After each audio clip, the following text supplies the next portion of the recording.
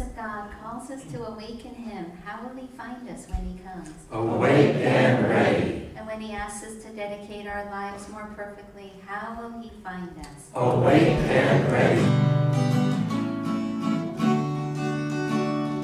Father, now that I wander with thee, flowers and fields are alive with thy joy. All that I own to thee I give, and now I sing in thy love I am free.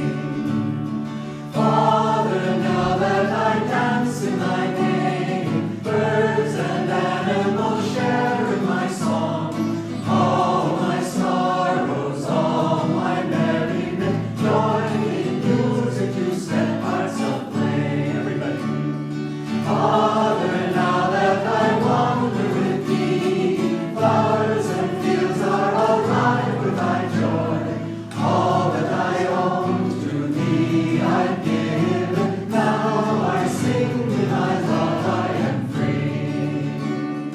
Father, now that I dance in thy name, birds and animals share in my song. All my sorrows, all my merriment, join in music to set hearts aflame.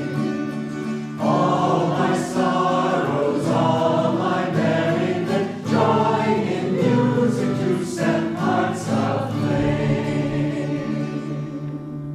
Well done. Good morning. Good morning. This reading is taken from Rays of the One Light, weekly commentaries on the Bible and the Bhagavad Gita by Swamicreeananda. This is week 16. To each according to his faith. Truth is one and eternal. Realize oneness with it in your deathless self within. The following commentary is based on the teachings of Paramhansa Yogananda. In the Gospel of St. John, chapter 3, we read, "Everyone that doeth evil hateth the light, neither cometh to the light, lest his deeds should be reproved. But he that doeth truth cometh to the light, that his deeds may be made manifest, that they are wrought in God." It is a common experience, shared by most people, that when a person errs, he experiences a desire to hide that error from his conscience, instead of holding it up for purification. Error clutches its misdeeds to itself and resists correction, though it is only in the state of purity that we can achieve perfect freedom. It requires an act of will to offer that awareness up to the light and to hold it there until one's inner darkness is completely dissipated. For every state of consciousness has its own attractive power, and the more we allow that attraction to act upon us, the more we attract to ourselves the objective circumstances and experiences natural to it. Our faith is the attractive power of our underlying state of consciousness. Goodness attracts goodness. It takes goodness even to see goodness. Evil attracts evil, and it takes evil even to see evil. That is, to take special note of its existence. Whatever there is in you of darkness or light, offer it up to the heights. In the supreme light alone will we find salvation. Accept nothing less in yourself as your lasting reality. As the Bhagavad Gita says in the 12th chapter, "Cling thou to me, clasp me with heart and mind, so shalt thou dwell surely with me on high. But if thy thought droops from such height, if thou beest weak to set body and soul upon me constantly, despair not, give me lower service, seek to reach me, worshiping with steadfast will. And if thou canst not worship steadfastly, work for me, toil in works pleasing to me. For he that laboreth right for love of me shall finally attain.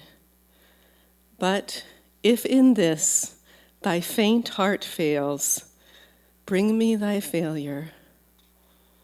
Thus, through Holy Scripture, God has spoken to mankind. Om, Om, Om.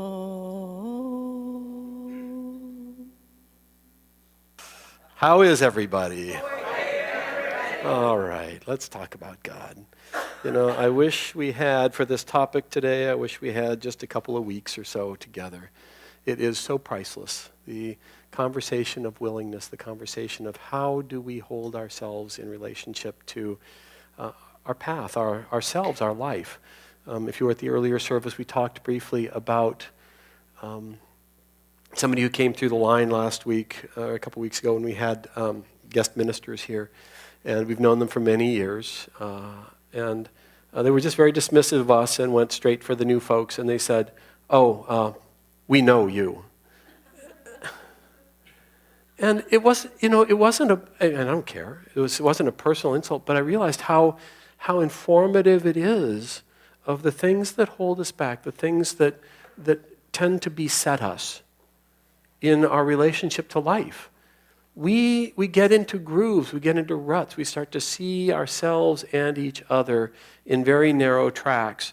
And then we wonder why we're dissatisfied with our lives, because we are, and the Masters come to remind us, we are infinite beings. We are infinite. And we're playing out this little tiny role for just an itty-bitty period of time. Mother Teresa said, you can do no great things, just little things with great love. And I thought about that. I've thought about it a long time. We met her in 1991. But we are in an infinite universe. There is, creation has been going on for billions of years now, and is billions of light years broad, the universe is. And there are billions of galaxies, hundreds of billions of galaxies with hundreds of billions of stars. And we're on this one tiny little mud ball in a very insignificant galaxy, in a very tiny corner of that insignificant galaxy for what, maybe 50 or 100 years or something? Let's not take this too seriously. It's how much of an imprint can this really have on the cosmic story? And yet, there's a part of us that knows that somewhere we matter in ways that are far disproportional to this small story. And it's because there's, at our essence, behind the role we're playing, behind the inaction we're in the middle of, we are the infinite spirit. God is playing out through us, and we remember our oneness, our connection with Spirit. And the whole path, all of life is designed to help us remember. It doesn't mean that we stop playing our role. It doesn't mean that we stop doing the things that are in front of us. Because God loves a drama. He's creating all of this through us for His own and our delight. Yogananda said, the creation is made for entertainment and education. And how sad that so few are either educated or entertained. If we want to draw the gift of life, then one thing is essential, and that is a connection to Spirit.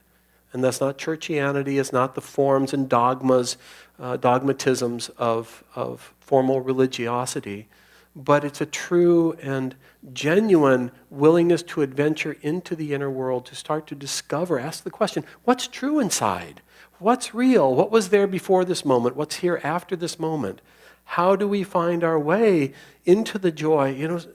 This weekend commemorates the passing of Swamicreeananda. In 1920, a young man came he was 27 years old, he came from India. He had grown up with a connection, he incarnated with a connection of spirit that was clear and vivid, crystalline. And he He had a role to play, and he grew up. He ate his breakfast cereal. He studied. He did his homework. He had big brothers that bossed him around. He had all the human events that happen to all of us, but he was defined by none of them. And by the time he was 27 years old, he felt God call him to the West to bring the great and sacred and ancient, timeless teachings of awakening that are held and embodied by yoga. And he came to the United States. He didn't know anybody. He didn't have a large wad of cash. He had no security. He said, God is my stocks and bonds. God is my security. And he came and he landed in this world, this country of materialism and self-involvement, but also sincerity. He said, there are true seekers of God in the West, and God has asked me to bring these sacred teachings in response to that calling. And he came and he landed, and he took the country by storm. Nobody in the West had seen anything like this man. He was powerful, he was magnetic, he was clear, he was clearly in tune with something that was worth having. People could feel in his presence a joy and a wholeness, no matter what came. It was always this resonant presence. And eventually he wrote a book called Autobiography of a Yogi. And there was a young man in Scarsdale, New York, who, was hungry for truth. He was one of those whose heart call, whose yearning God had felt. But he's felt yours, he's felt mine. And Yogananda's coming to the West was a response to that. Well, this young man, it was 1947. 48, thank you. Yeah, 1948. And so Yogananda was still on the planet. And he found that book, and he got into a bus on the East Coast, and he took it for 3 days and 3 nights across the country and landed in Hollywood of all places. And he went to go find this charismatic teacher who had what he had always been looking for. And because he was sincere, and because he had a single quality of willingness to adventure spiritually, willingness to ask the question, where does this lead? What is possible if I tune into these truths and I don't set false barriers? I don't I don't say no. I just say yes and let it take me where it will take me.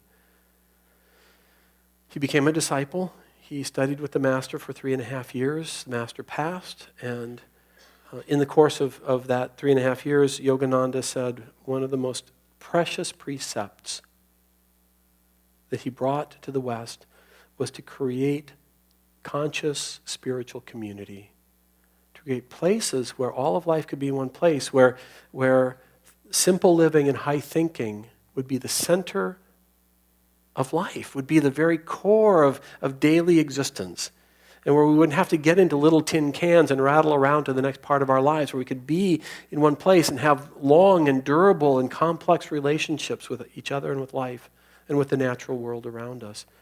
And that these would be a template for life in this age. And Swami said, okay, that sounds like a really good thing. I understand. I'll see where it leads. And just all along the way, he said yes. And so Ananda was an extension and founded on that willingness, on that adventuresomeness. He didn't know where it led. He had no idea. It wasn't like he came with some kind, and Yogananda didn't hand him a template and say, make it this big and this size, 40 cubits by 60 cubits by 120 cubits. He just said, this is a pattern of life. And then he helped awaken in Kriyananda and Donald Walters an understanding of individuality. He said, spirit is center everywhere, circumference nowhere. If you want to know what God looks like, one of my favorite jokes is the little girl sitting in Sunday school scribbling just so passionately, and the teacher walks over and says, honey, what are you drawing? She says, I'm drawing a picture of God. And the teacher says, honey, nobody knows what God looks like. And the little girl looked up and smiled. She said, in a moment they will. If you want to know what God looks like, look in the mirror, but look past, look through your eyes. Look beyond your age and your form. Look to that light that's radiating through and feel for that. Feel beyond the circumstances. And ask the question. I've been a friend with a man for probably 35 years now. We've been mentors and friends for each other. But he's always been a real light for me because he has forever been willing to be adventurous spiritually. And I was talking with him about 8 or 10 years ago, and he has a couple of really lovely children who are now grown up. But they'd been through a lot. The kids, one had cancer and almost died and had lost part of his leg, and another one had a back problem. She had to stand for about 3 years. She couldn't lay down. There's just this plague. And he's got his own situation. He's very vital, but he's got Addison's disease and just all kinds of stuff. And I was just talking with him, and I said, Michael, how has it been? How are you doing these days? And he said, I've reached a point now where I no longer ask anything of Divine Mother except that she make it vivid. Isn't that a beautiful prayer? I don't want it to be different. I don't want it to be molded to my happiness or satisfaction. I just want the grace to not push it away or go to sleep in the face of it. I want to be completely present for what God puts in front of me. Isn't that a beautiful prayer? That's the prayer of the Masters. That's the prayer of awakening. That's the prayer that says, I want to know how it really works. I want to be present for this adventure, and I want to draw it. Because in this adventure, when we do that, is all the happiness we've looked for, all the wisdom we've sought, all the power that we know belongs to us, all the wisdom, all the peace and contentment. It's all there waiting, but we keep trying to tie it to circumstances and tie it to other things. Swami was just an individual, just like you, yearning for wholeness, but he was willing to really yearn. He was willing to not frost it over with small possibilities. He wanted real happiness, and he wanted lasting happiness. And he could see what other people's lives were. He could see what happened when you made your commitment to jobs or to family or to smaller things than just God. He saw what happened when people had a commitment to God and still played out a role. But he could see what happened when people were committed to anything other than the divine inside. And he decided that he was not going to go that small way. And so he would follow the teachings of the Master. He would listen. And wherever it led, he would just follow. He would just go there. We're going to watch a little slideshow because it's fun to see what happened. And you can start to see, to each according to his faith, what you say yes to is what you get. What you say yes to is what your life becomes. And there's no exception to that. And we're complex, so we say yes to some things and no to other things. There was one particular person in the Ananda community. Ananda is the outcropping of Kriyananda's offering to spiritual community, of course. There was one person who was particularly intransigent and just, kind of didn't cooperate with hardly anything that was ever asked. And somebody asked Swamiji what to do about it, and he says, I don't know what to say. She has a won't of iron. And one of the gifts of Ananda is you get to watch the choices that people make along the way. And you get to watch the consequences, because Ananda fosters long relationships. In the world, if you don't like somebody or if you don't, you just push it away and it goes away. The truth doesn't go away. You get to watch the fruit of decisions that people make. You don't have to make all the stupid decisions yourself. You can get help. And you can see the wise decisions that happen. But Swami, he just said yes, and he just said no matter what comes. And his life was vivid. His life was vivid, and it was full of challenges that none of us can really imagine. And all along the way, because the more you seek the light, good news, bad news, is the more the force of Maya tries to stop you. It's just part of the story. No exceptions. And it builds your will, it builds your determination. It's a purifying thing, but it's also true. And so there are many, many times where Swamiji had great ill health and tremendous challenges all along the way, but he never focused on them. He only focused on the light. And toward the end of his life, somebody said to him, Swamiji, how have you done all these things in spite of all those troubles you've had? And he said, what troubles? What troubles? And he wasn't making a joke. He was just serious because he never focused on it. It was never the story. And there's many times when he would end up with a life-threatening circumstance, and he'd end up in the hospital just about dead, and they'd patch him back together, and 10 minutes later he was out going, let's go get a cup of coffee. let's just get back into living. Let's not make this the story. The story is life. The story is adventure. The story is joy. The story is beauty and sharing. And don't let anything ever take that away. And so we're going to watch this little slideshow of his life. No words to it. It's just music, his music, and pictures. And you can watch his consciousness evolve across a lifetime. It's a really precious thing. And then tune into the music. Watch his eyes. Watch his face. Watch the joy. Watch the different cycles he goes through. Cerca in tutto il mondo dove l'umanità, nei piccoli paesi e nelle grandi città, tu capirai che siamo fratelli, tu capirai che siamo fratelli. Fai in ogni casa, guarda con amore, ascolta ogni anno le gioie.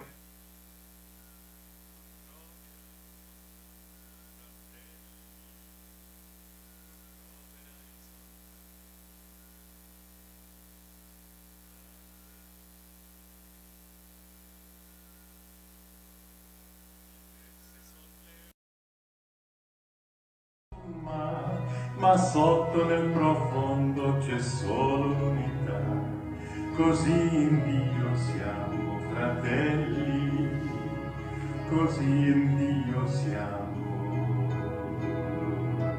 fratelli.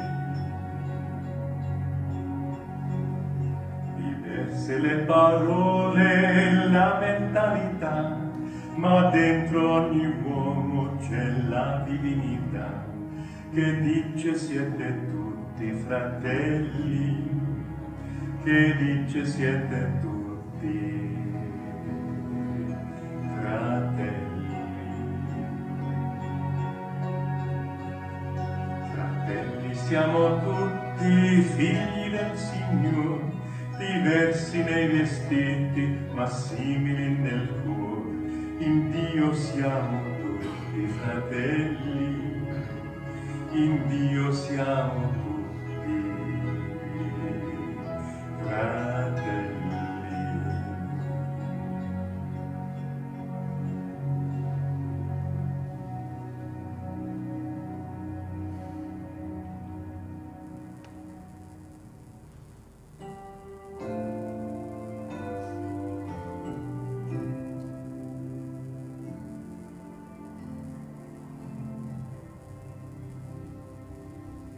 Walk like a man, even though you walk alone.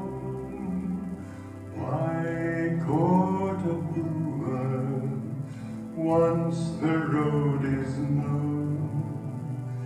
Let come who will, but if they all turn home, the goal still awaits you.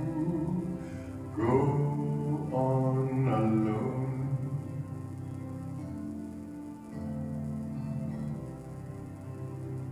Follow your dream, though it lead to worlds unknown. Life's but a shadow, once our dreams have flown. What if men cry, your dream is not our own? Your soul knows the answer. Go on alone.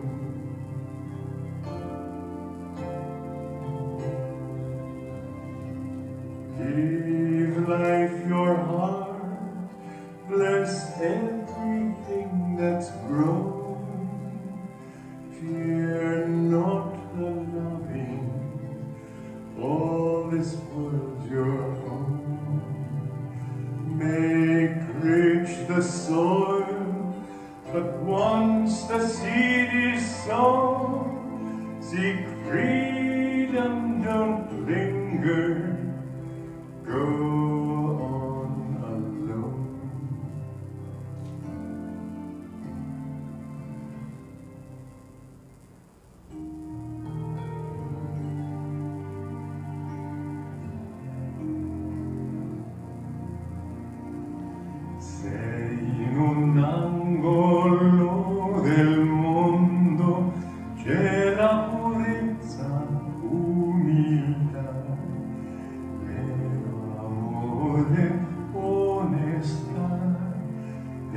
fermati nulla trovarlo. Is there anywhere on earth perfect freedom, sorrows death, selfless friendship, blameless birth, cherished deeds, no test has worth. Segnando del mondo c'è la purezza, umiltà, vero amore, onestà, fermati lì, nulla trovarlo. Is there anywhere on earth perfect freedom, sorrows death, selfless friendship, blameless birth, cherished deeds, no test has worth. Segnando del mondo c'è la purezza, umiltà, vero amore, onestà, fermati lì, nulla trovarlo.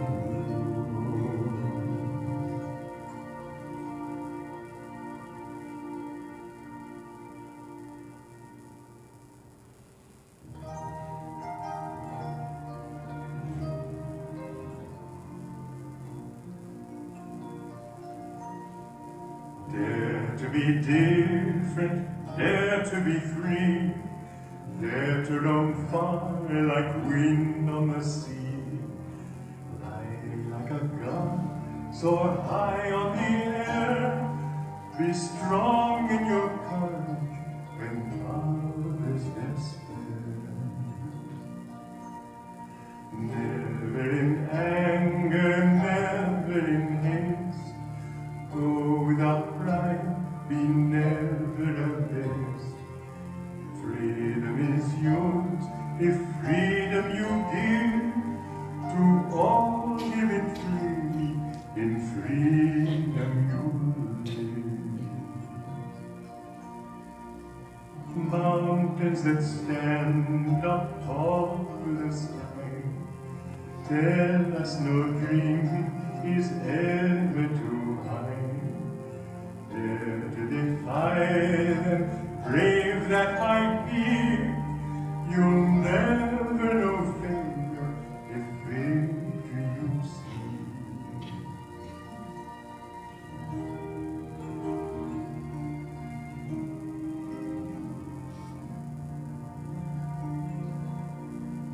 Dare to be different, dare to be free, dare to roam far like wind on the sea, fly like a god, soar high on the air, be strong in your courage when others despair. But he saw in everybody, and you saw it when he was meeting people. He just saw God standing there. He always chose to relate. He never saw personality. It wasn't that he was blind to the things that we struggled with, as God standing there in front of us. And I would challenge each person here, if you want to change the world, if you want to make a difference in this world, to start to relate. This beautiful poem is from Whispers from Eternity. It's Yogananda's prayers of a book of prayers and prayer demands and poems. And this one is called I Am Here. It's one of the sweetest and most joyful things that I've ever seen him write or known him write. This is I Am Here. It's so sweet. So let's sit up and feel for the yogi's dilemma and the yogi's process Alone, I roamed by the ocean's shore and watched the wrestling waves in brawling roar, alive with thine own restless life, thine angry mood and ripply quiver, until thy wrathful vastness made me shiver and turn away from nature's heated strife. And then a kindly spreading sentinel tree waved friendly arms to comfort me, consoling me with gentler looks sublime, its swaying leaves in tender lullaby rhymes, singing a message that I knew was thine. Above I saw the gaugeless mystic sky, and childlike in the valley dim I sought to pry at thee and to play with thee. But in vain I sought thy body hiding there, cloud-robed, foam-sprayed, leaf-garlanded, too rare for mortal eyes to see or ears to hear. And yet I knew that thou wert always near, as if to play at hide-and-seek with me, receding when I almost touched thee, groping to find thee through the maddening fold of ignorant darkness, old as time is old.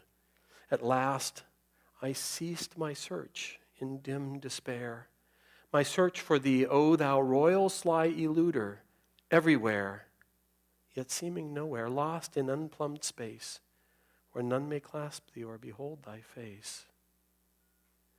In haste I ceased my fruitless search and hide away from thee.